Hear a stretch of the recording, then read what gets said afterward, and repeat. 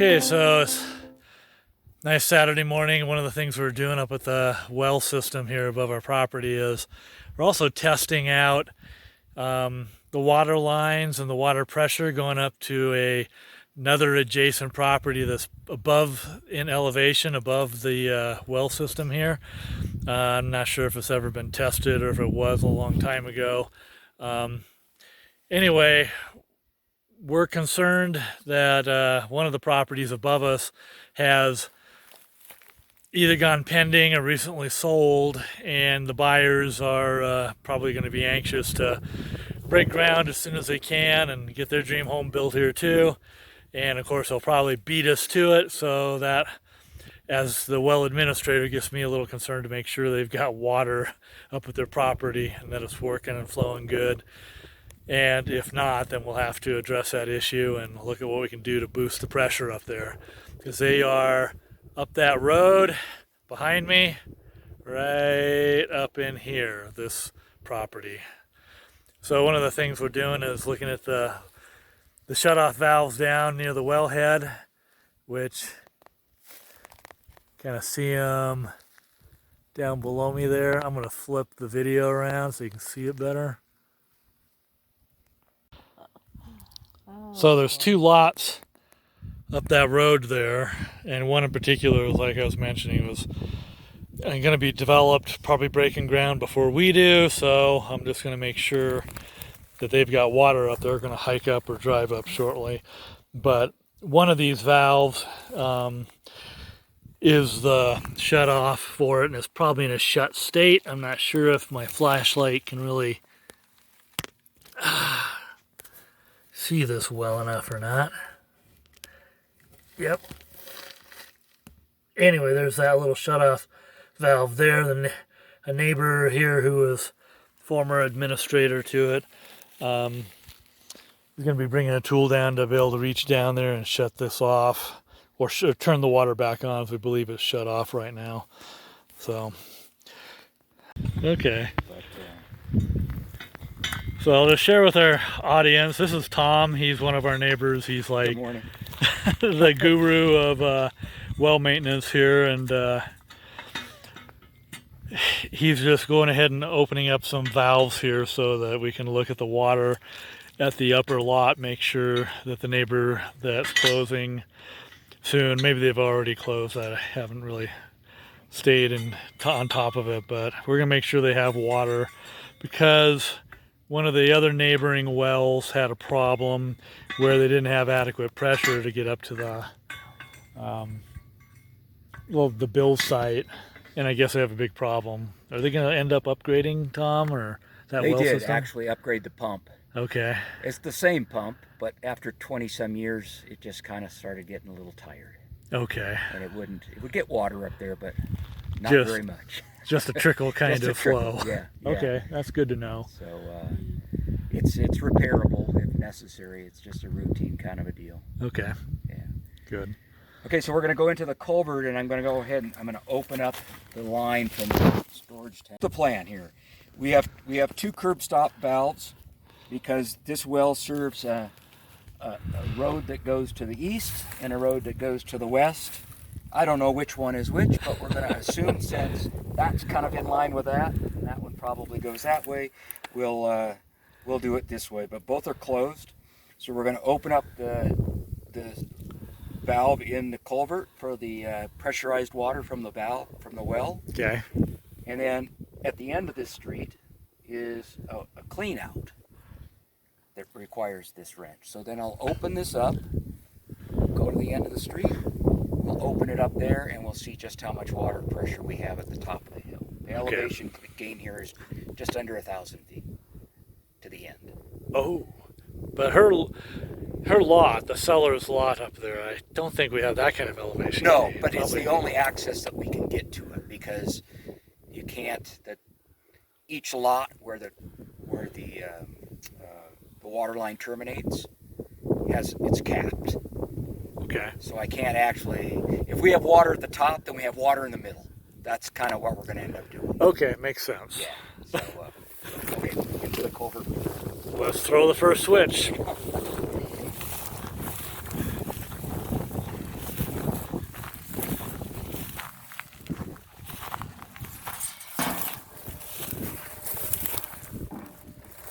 Yeah, I also just swapped the pumps around and turned the heaters on just a little bit too.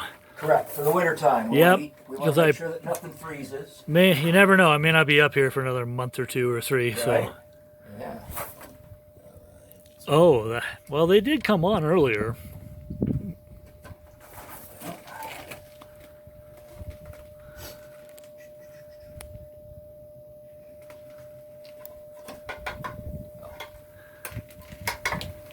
There we go.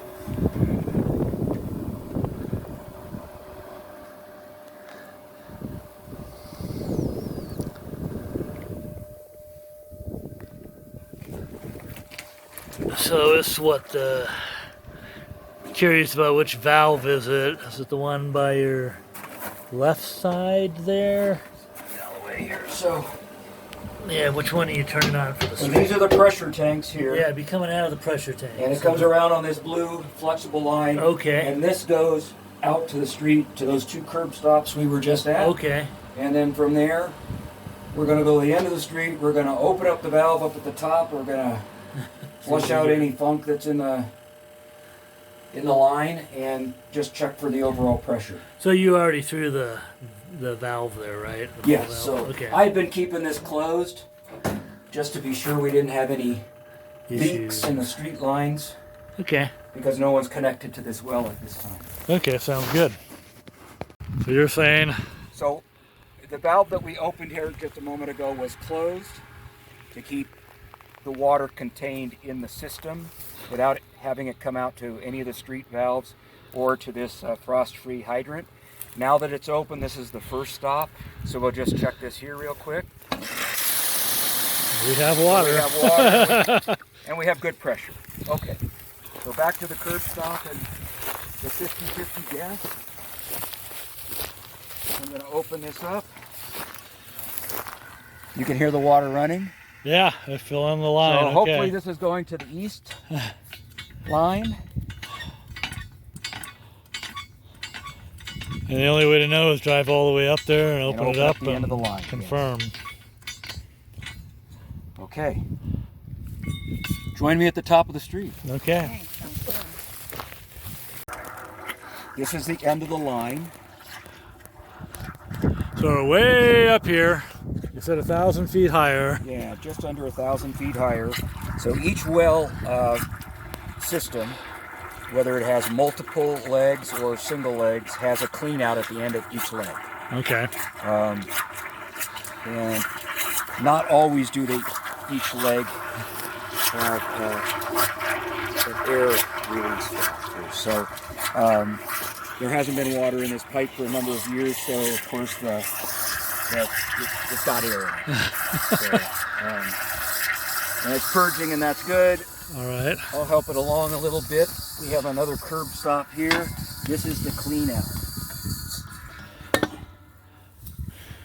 The main lines are 2 inches in diameter, just like the clean out is here. And they are reduced down to a 1-inch feed for a future meter on watts. Okay. So I guess the idea for 2 inches was to make sure that we had enough pressure for all the lots that would have been possibly connected. All right, so this should release more air faster than the air gap. Hey, we got water.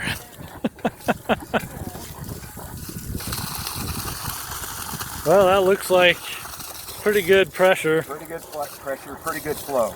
Should be no issues with this. All right. So if someone beats us to building up here, they will have water.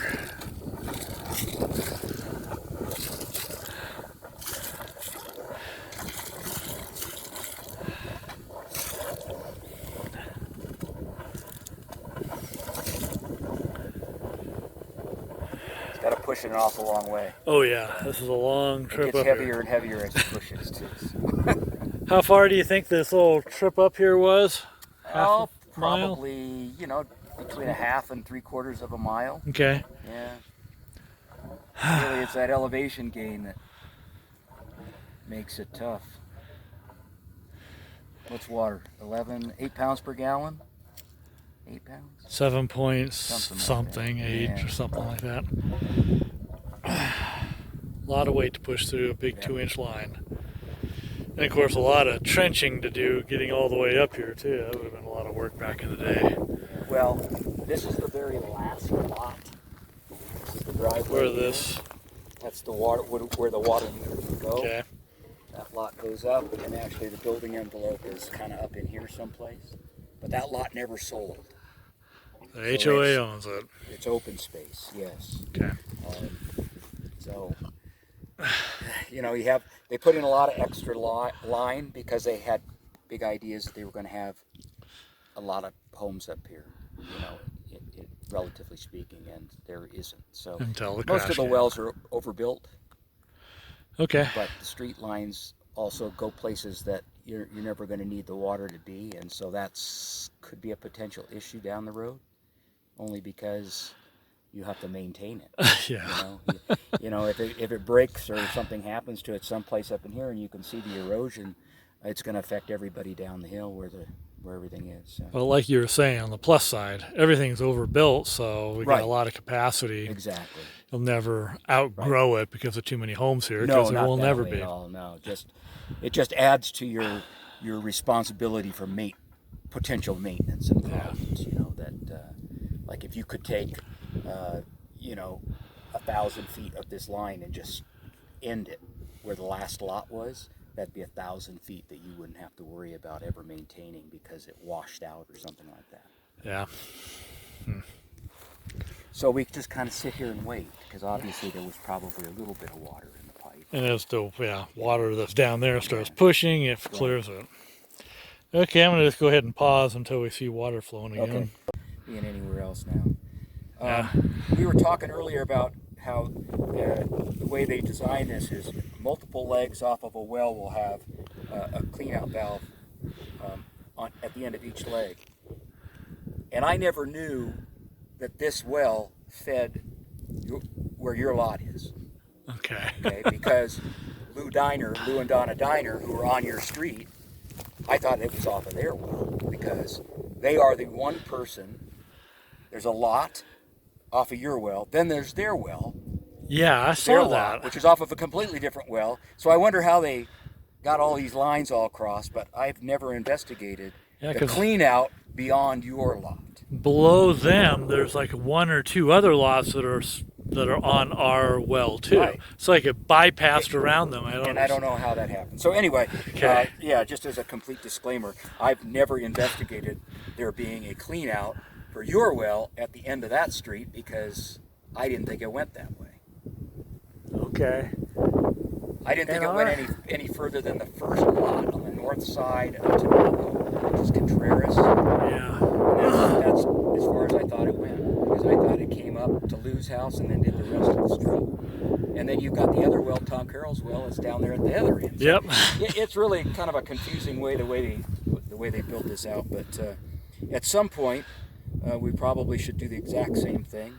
Find this at the end of your lot. Yeah, it's either going to be on our property or across the street on the other property, which is probably below us. Right.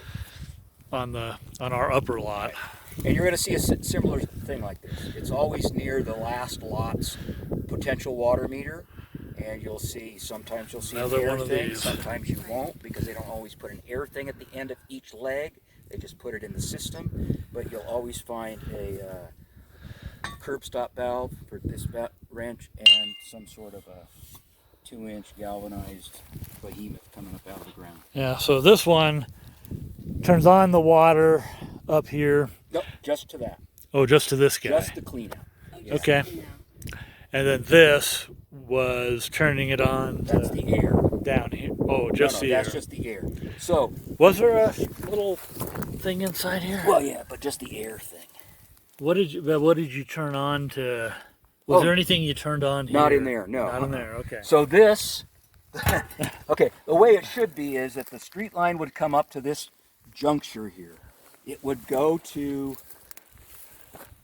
the lot owner's well, meter, okay? Then it would come over here. it goes to this first, the air first. No valve interaction is Okay. necessary. So when we open it up down there, it pushed the air out of here. Okay, And that makes The sense. next stop is this, and the last stop is that. Water flowing out. So there's some kind of a plumber's nightmare in this whole area underground. 1, 2, 3, and finally water for the final test. Yeah. Okay. The well culvert, we found that the booster pump has repressurized everything. Yep. It doesn't take long once the system is filled with water. I don't know if you can hear it, but right now the well itself, over there, the blue thing, is actually replenishing the water that we use into the storage tanks. Oh, that's right. As we did use quite a bit of water filling that 2-inch line. No So doubt. I would have drained them quite a bit. And I mean, if I had thought about it, we could have fact checked. We could have taken a picture of the meter and then kind of see how much do you waste when you just do something like that. Test. So going back to the way this distribution system works is under the heater you can see the 2 red valves. Yep. Okay, so the valve on the left is coming in from the well and filling the tanks. The valve on the right comes through the pressure system and goes to the street. Okay. And the first stop on the street is your frost-free hydrant over here by the electric. But you were also talking about checking the pressure on the Correct. guy here when I do the maintenance quarterly. Right. I'm swapping the pumps around and opening the valve and closing the other one. So I'll show you how. I'll just go through that whole thing. Okay. Real quick. So we opened the valve on the right, which we would normally we've been keeping closed because there was no reason to keep pressure outside of this culvert. So you would find this closed. Okay. You'd come in to do your inspection, and you would record the pressure when you get here, and that should fall someplace between the high and low pressure for the pressure switch to turn the booster pumps on. And you'll know that based on your previous quarter. All right, so you're going to have the static pressure. If it's higher than, for example, it's higher than where past inspections were the maximum pressure, that's an issue. If it's lower than the lowest pressure, that could also be an issue. So you want it to fall within that 20, and it could fall right at, I mean, the minute you release any water pressure, the booster pump could come right on. It could be right there. You know, it takes very little. You can bump this thing sometimes, and it'll start the booster pump up. Okay. That's how little pressure, and of course, the gauge doesn't really give you a super accurate. You know, I mean, this is like, I think each little hash mark is actually 3 psi. So right now it's right around 140, 145. Right. I thought. Well, when I first got here. It's about 150 right now. Okay. I don't have your documents, so I don't know what the max is. So they call it cut in, which would start this, and cut out. So the cut in is the highest pressure, and the cut out is the lowest pressure. And there's usually about a 20-pound differential. Okay, so when you are doing your quarterly, and you come in here, okay, that valve is closed, you do your readings, check your heaters, you swap the pumps. Yep. And Do the valves, and do the valves. Now, you don't know that the pump you're swapping to actually is going to work until you signal it to work. And you could take this off and you could manually do it, but you want to check, when does it go on? What's the pressure when it goes on? And then what's the pressure when it goes off? Because every quarter you kind of want to know that, because you want to make sure all of this stuff down here is working properly. So because the hose bib is the first thing on the line, you have to open this up. Okay. And then you get your partner, if you've got a partner, to open up the hose bib. Okay. And as soon as the booster pump that you just swapped turns on, you go, stop, Judy. Okay, and she closes it. Now you're gonna look at when it's turned on, the pressure's gonna be what it is. Okay. That's closed, pressure's building, off. That's the pressure when it goes off. Okay, that and makes you want to just perfect kind of sense. keep that, kind of consistent with it. I mean, you're going to read this gauge different every time, just because Okay. the way light comes in and little dirt on it and stuff. That way you know your pump is You know that the working. pump works, but then you also are now, once again, checking your pressure switch to make sure that it's falling within the... Thank you for watching an episode of Nature Preserve Life in Mountain Air, New Mexico. If you'd like to follow along and support our channel, please press the subscribe button and gong that bell to be notified. After all, it's free. Free is a very good price.